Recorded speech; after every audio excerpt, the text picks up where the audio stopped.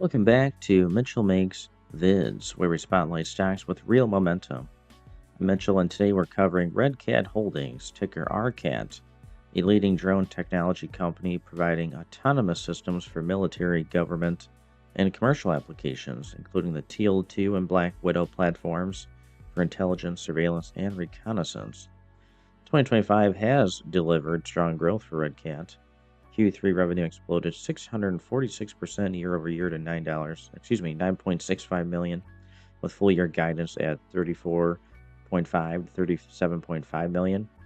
Key news this December: the company was added to the S&P Aerospace and Defense Select Industry Index, underscoring its positioning in the expanding defense drone sector. The market responded positively.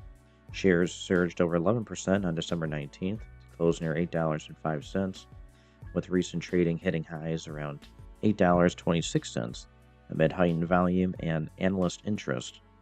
With ongoing contracts and innovation in FPV and ISR drones, RCAT is capturing defense tailwinds. Is this index inclusion fueling more upside?